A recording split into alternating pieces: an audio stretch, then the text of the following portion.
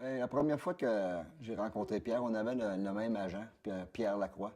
Puis il était venu à Buffalo rencontrer tous les médias. Et c'est là que j'avais rencontré Pierre. Je le connaissais avant à Rouyn-Noranda, mais je pense que c'est la première fois qu'on avait contact. Puis c'était très important pour moi et ma femme d'essayer de l'aider le plus possible, surtout un petit gars de Rouyn-Noranda, puis à 18 ans. C'était pas facile, le langage et tout ça.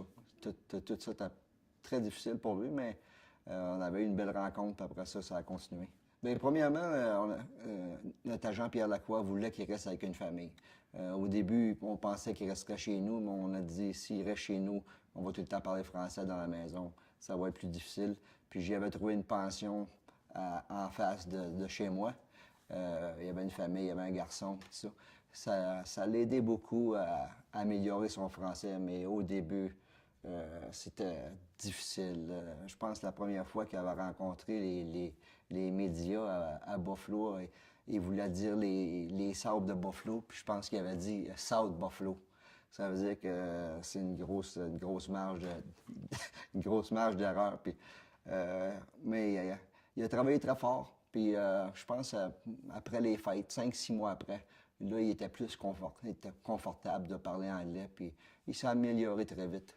Des fois on riait de lui, surtout, mettons qu'il nous demandait pineapple, on dit des ananas. Puis là, on disait, ben, va voir la madame, dit, tu veux des ananas. Ça veut dire que Pierre s'en allait là, puis je veux des ananas. La femme, elle dit, c'est quoi ça? Ben, des ananas, là. Après ça, on le pognait souvent des choses de ce genre, on faisait ça souvent. Encore une fois, comme je te dis, avec les salades de Buffalo, celle-là, c'était une de ses meilleures. Euh, Parce que quand, que quand le monde se demande c'est quoi les salades de Buffalo, là, c'était très spécial pour tous les gens de, de Buffalo. Je pense qu'on a tout le temps eu assez de francophones à Buffalo. Ça veut dire que c'était plus facile. Il y avait 3, 4 francophones à toutes les années, il y en avait beaucoup. Ça faisait une transition assez. C'était plus facile pour un joueur. Mais si tu arrives dans une ville qu'il n'y a pas de. C'est très difficile.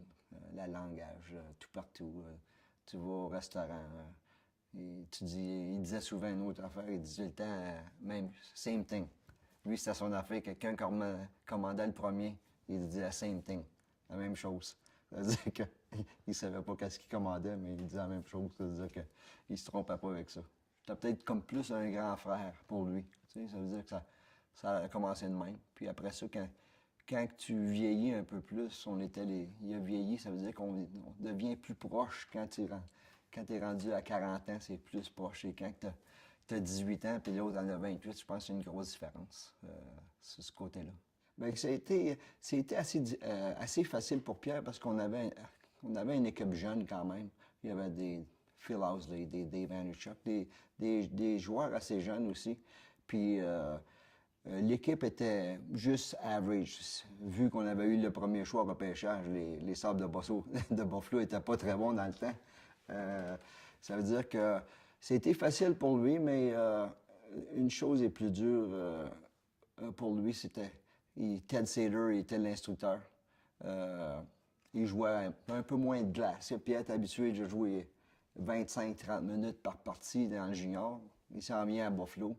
Bien souvent, il en jouait 10, 12, 14 minutes. C'était plus difficile pour Pierre. Mais quand il a commencé à filer mieux sur la patinoire, il avait connu quand même une belle saison.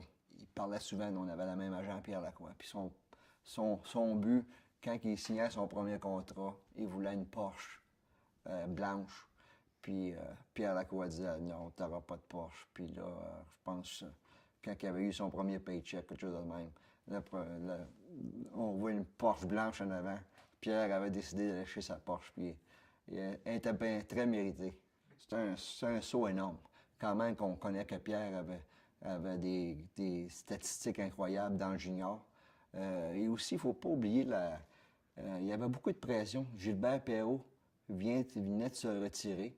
Et puis là, puis Gilbert était le premier choix en 1970. Et non, on avait Pierre en 1986, premier choix. Pierre avait beaucoup de pression des gens de Buffalo. une autre étape qui a été plus dure pour lui aussi.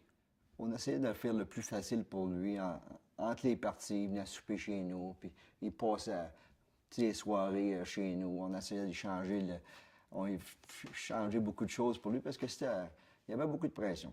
Puis on jouait au Monopoly, on faisait tous les enfants jouer avec.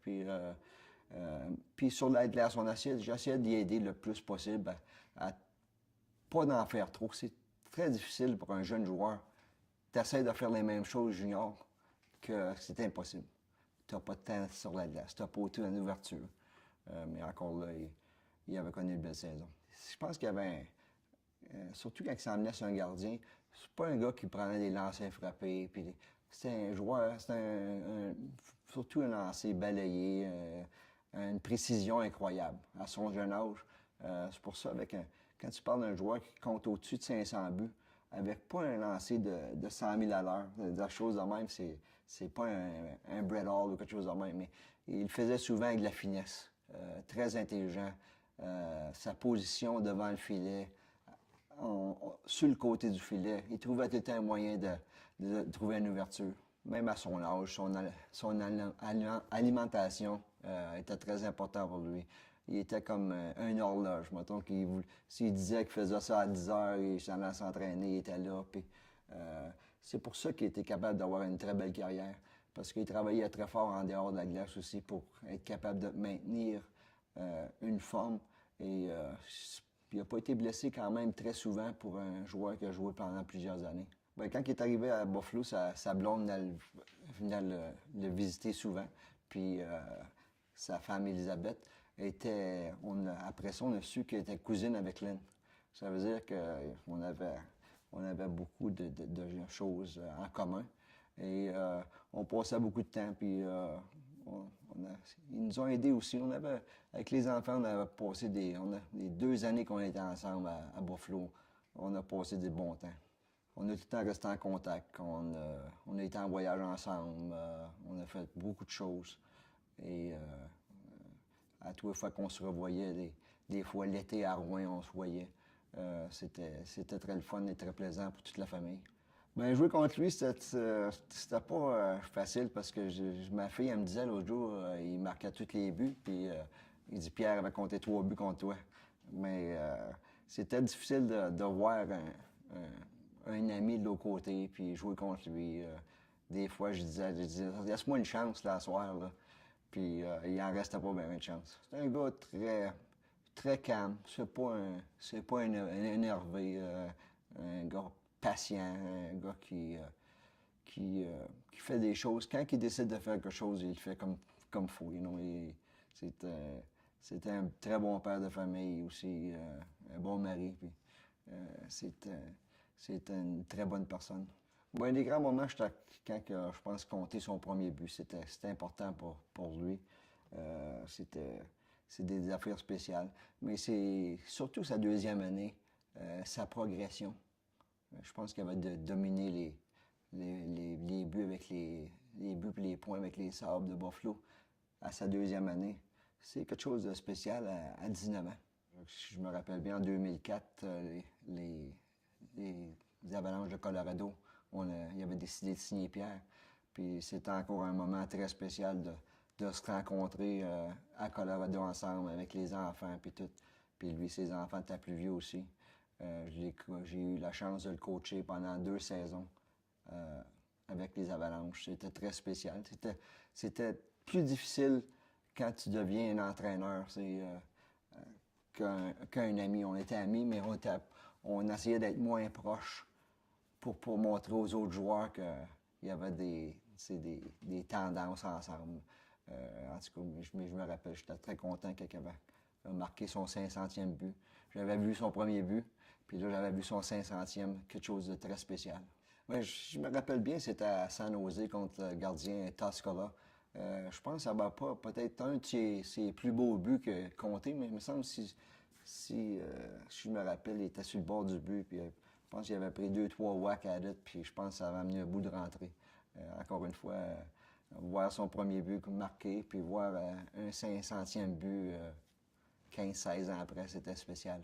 Ben, c'est ça, son rôle a changé à Colorado. son temps de glace diminuait. Il y avait tout le temps le jeu de puissance. C'est un gars qui était très spécial, ce jeu de puissance. Il jouait plus des jeux de puissance, moins de temps de glace. On avait des jeunes à Colorado. Ça veut dire que, mais malgré tout, son temps de glace était diminué. Il a quand même connu des bons moments avec les Avalanches Colorado.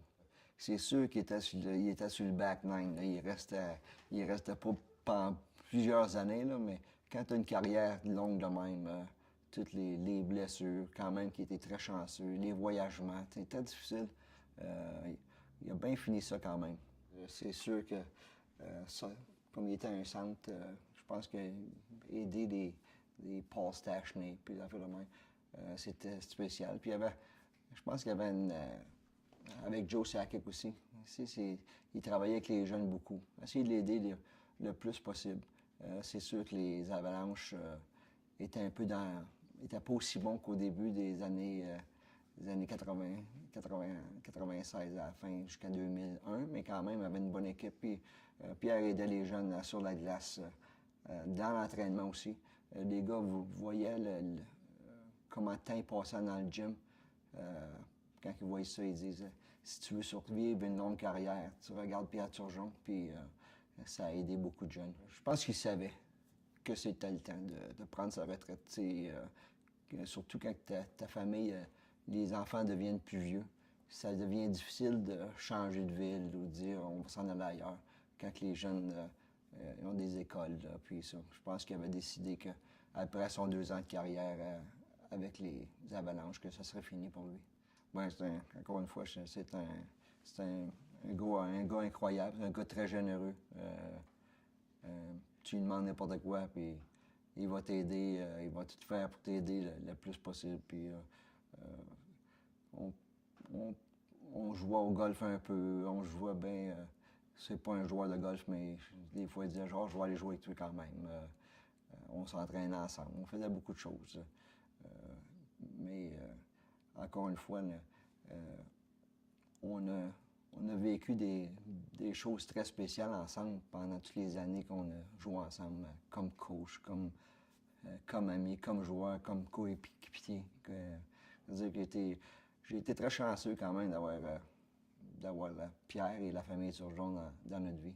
Quand il a été échangé avec les Islanders, je pense que c'est là qu'il a connu ses meilleurs moments.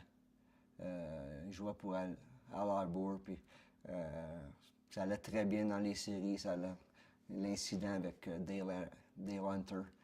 Pierre connaissait des séries incroyables et avait connu une très bonne saison. C'est des moments-là que je me rappelle le plus après qu'on a joué ensemble. C'est un rêve incroyable pour un jeune joueur de hockey, un Québécois, avoir la chance avoir le flambeau après toutes les personnes, les capitaines du Canadien, Maurice Richard et compagnie. Il y en a j'étais très content pour lui, très mérité, puis très content pour lui. On voyageait tout le temps ensemble, puis Pierre, je lui disais, on part à 8 heures. Tout le temps, 8h05, 8h10. Là, j'avais dit à ma femme, là, je dis, moi, le dompter, là. J'ai dit un matin, à 8 heures, il n'est pas là. Ah, je m'en vais. Là, il arrive 45 minutes plus tard, quasiment en retard. Il dit, comment ça, t'es parti? Ben, je t'avais dit 8 heures, puis là, ça fait à peu près 10 fois en ligne que t'es pas à l'heure. Ça veut dire après ça, je peux dire de quoi, quand je disais à 8 heures, il était prêt, puis il était dans le driveway, puis il m'attendait.